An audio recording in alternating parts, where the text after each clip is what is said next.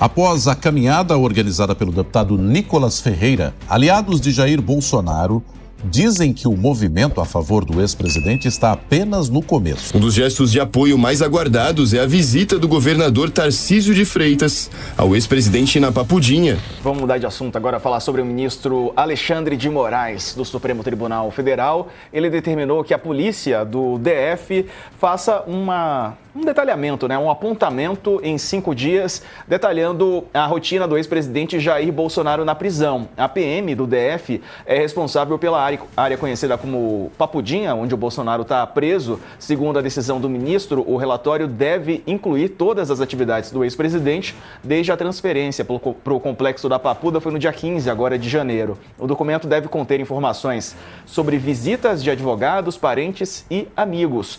Bolsonaro está preso na sala de Estado-Maior da Papudinha. Ele tem assistência integral de médicos particulares 24 horas e pode receber visitas de advogados e da família. O ministro permitiu visitas da ex-primeira-dama, dos filhos do ex-presidente também. As demais visitas precisam pedir autorização. Bom, então, um detalhamento pede o ministro Moraes no momento em que continuam os pedidos de domiciliar, Dani, para o ex-presidente Jair Bolsonaro. Quando você tem um preso, você tem... todo preso tem uma vara, a chamada vara de execuções penais, que é a responsável por garantir direitos, prazos, execução adequada e legal da pena. No caso do ex-presidente Jair Messias Bolsonaro, a vara de execuções penais dele é o gabinete do ministro Alexandre de Moraes, Então, vira e mexe, vem esses pedidos mesmo de detalhamento sobre a rotina, se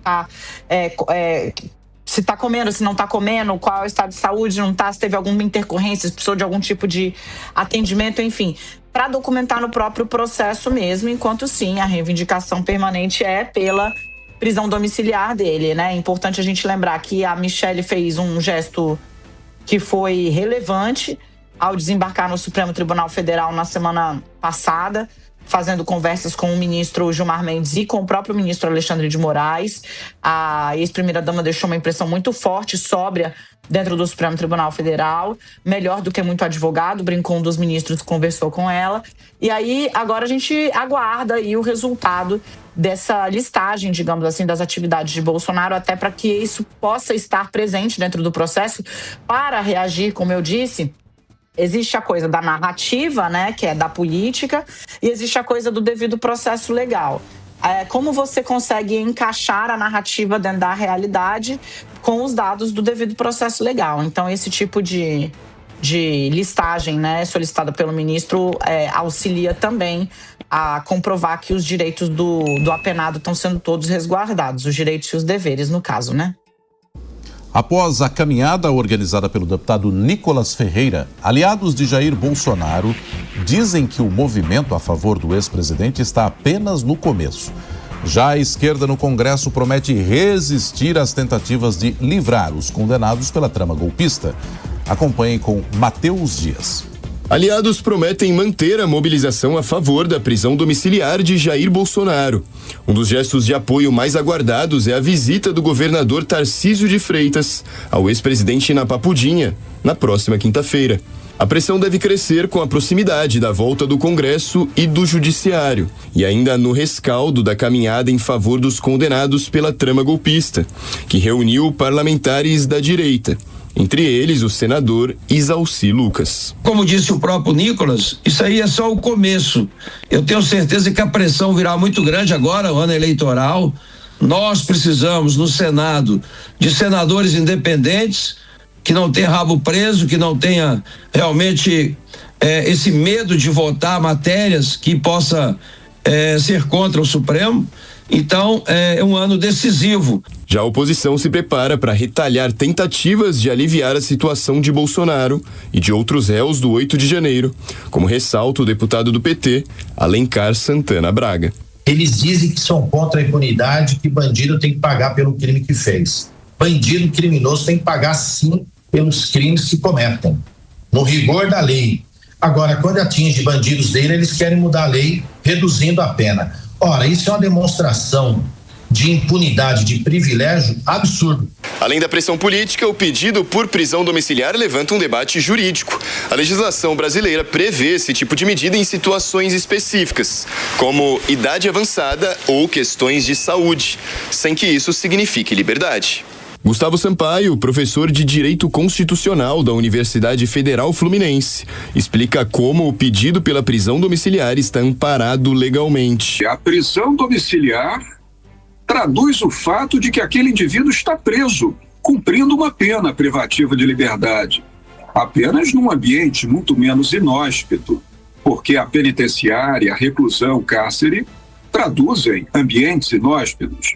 A residência é sempre um ambiente mais condigno, mas ele estará sim no cumprimento da pena privativa de liberdade se ele galgar a prisão domiciliar, portanto, cumprindo o tempo de pena estabelecido na ação penal 2668, que é uma pena longa, e terá uma série de obrigações, uma série de deveres, ainda que ele esteja na sua casa em regime domiciliar. Ele não terá acesso à internet, ele não terá acesso a meios de comunicação, ele terá um horário restrito para recebimento de visitas. Segundo o especialista, a análise desse tipo de pedido não está relacionada à gravidade do crime, mas à situação pessoal do condenado. Para o advogado criminalista e constitucionalista Adib Abduni, a prisão domiciliar não representa qualquer flexibilização indevida da pena. Ele não deixa de estar preso, ele não deixa de estar também cumprindo uma prisão. Ela tem as restrições de locomoção, tem restrições de comunicações, ela só muda o local, ou seja, ele vai estar incomunicável também, da forma que foi colocada todas as restrições. Então existem restrições sim,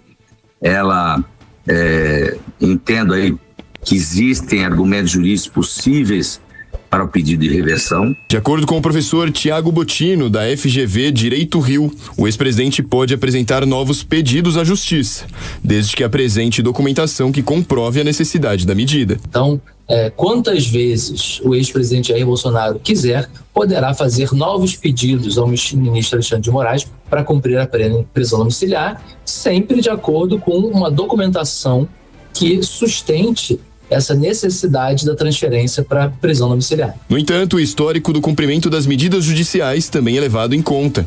No caso específico do ex-presidente Jair Bolsonaro, ele desrespeitou medidas cautelares que tinham sido fixadas anteriormente, né? Então, o episódio da tornozeleira, né, tentativa do rompimento da tornozeleira, é uma situação que, com certeza, ela é também levada em consideração pelo julgador no momento de conceder esse benefício. Enquanto os apoiadores ocupam as ruas para defender a prisão domiciliar, a decisão final cabe ao judiciário, que deve analisar o caso à luz da lei, das provas e das condições de saúde do ex-presidente.